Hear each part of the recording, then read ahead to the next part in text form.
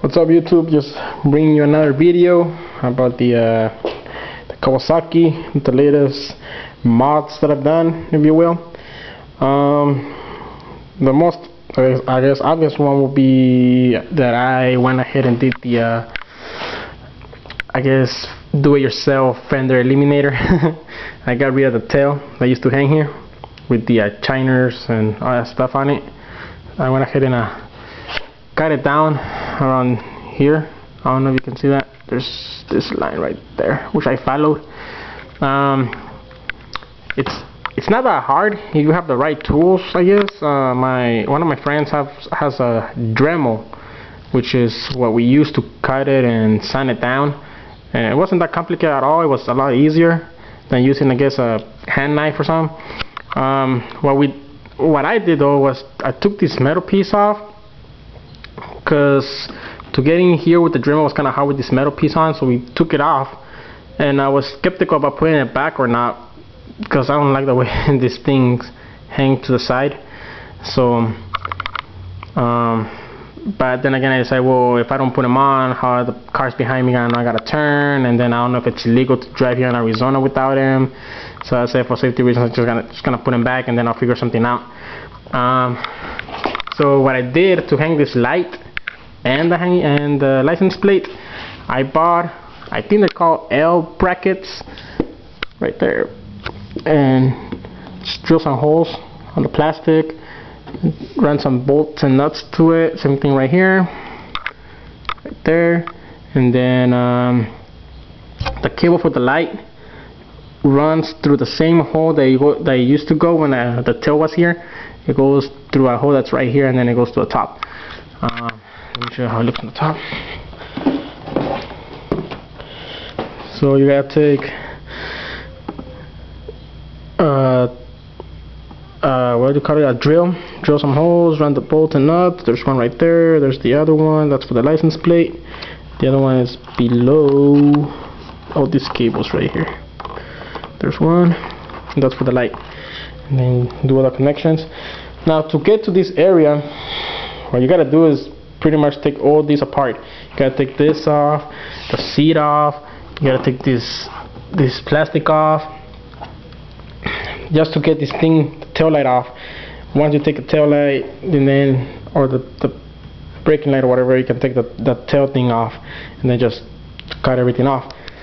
I was gonna do a video on how I did it, show you guys how it's done and everything, but I went ahead and didn't have time. Reason being, I did it on Wednesday and I had to work the next morning, so I only have a couple hours in the afternoon to finish this thing, and I couldn't be recording and, you know what I'm saying, cutting and everything and holding a camera at the same time. So I'm sorry about that, but just leave some comments if you want me to be more specific on how I did it, where I cut it and everything. Probably my next project that I have in mind is doing what it's called integrated turning signals, I think, or integrated tail light. It's where you put this light bulb inside the tail light, or just opening the tail light itself and then soldering some light bulbs in it, and it's a big ass process. So what I'm thinking about doing is buying a couple more of these ones, another pair, flipping them around, and just putting it right there, facing that way obviously, and then I can get rid of this. But I'm not sure about that one yet, and that's what I'm gonna show you next, which is the Bikemasters universal turning signals, or side marker or something like that. I got this one for like 25 bucks, and actually it looks a lot better without those nasty turning lights that it comes with. They're all long and just hanging there. As you can see, I dropped the bike a couple of days ago, and I had the stock lights, and I guess when it fell on top of it, it pushed the fender in, making those nasty ass cracks. Oh well, I guess that's why I got a 250 for, just to at least not a 600 or something. Then I would have been pissed. So that's why it is a 250 starting bike. And then right here, you can't see it anymore, but there were scratches right here when I dropped it. But I just got back from the dealership because I did the first service on it, and they went ahead apparently and painted the those scratches with some black Sharpie, it looks like. So, which reminds me, I had to take it to the dealership because everybody else charged me pretty much the same amount, like $150 for the first service. So I took it in and they said pretty much the bike was good. So I know some people were telling me to take it to just a motorcycle mechanic, like a repair shop. I found a couple and I called them, and they were still charging me $150, and some other guy was gonna charge me $250. So I said, screw that, just go with a dealer. I guess I'm better off going with them. They're gonna have to charge me the same price. The dealer should know a little bit more about Kawasaki's than a repair shop, right? But yeah, that's pretty much what I've done so far. That's how it looks from the back without the tail. So yeah, the next thing will probably be the like I said, the trying to get the same pair of universal lights and putting them on the back, which I'm not sure yet about if I'm gonna do that or not.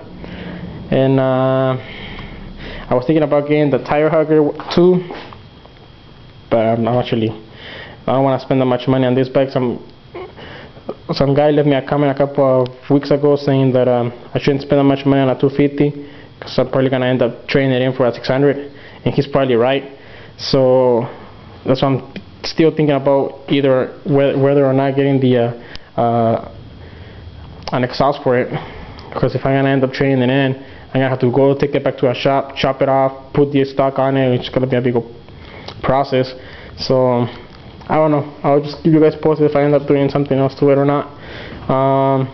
Another thing that I got in the mail, which is pretty cool, it's called a cramp booster. This thing where you rest your palm. So it's for long drives, because I'm planning on going to California on this, probably I don't know if this weekend or the following one. And I saw this online. Apparently what you do is, once you get a certain speed, instead of holding or gripping the throttle, all you do is rest your palm instead of gripping it, and apparently it alleviates the cramps you get on your hand. Because man, I've driven this thing to my brother's house, which is almost an hour from where I live at, and it sucks. I'm telling you, my hands get cramped up, especially the one on the throttle. Because the one on the clutch, it's fine, because that one I can take off. I don't have to be holding the clutch all the time. But the throttle, it really bothers me. So I went ahead and bought this. It's like $10 or $11. I haven't tried it out yet, so I'll keep you guys, probably do a review about it, see how it works out. And oh, before I go, I want to show you guys the turning lights, and then something that the bike's been doing since I put those markers on. So let's see. First, let me show you what it does. I don't know if you guys can hear this, but you hear that? It makes like I think it needs some sort of a relay. I don't know what it needs. So if anybody knows what the sound is or what I need to do, or if I'm doing something wrong, please comment me or send me an email or message me, because I have no idea why it does that. I mean, I don't hear it when I'm driving, so I really don't care about it that much. But it's like a delay. It takes a second for it to start blinking. So every time I want to turn lanes, I gotta do it like a second before, and then just change lanes, because it takes for a while for this thing to turn. I mean, it works fine. It's just that noise. So that's the point. And then I think it blinks a little bit too fast. But I mean, it looks alright. Show you the other one.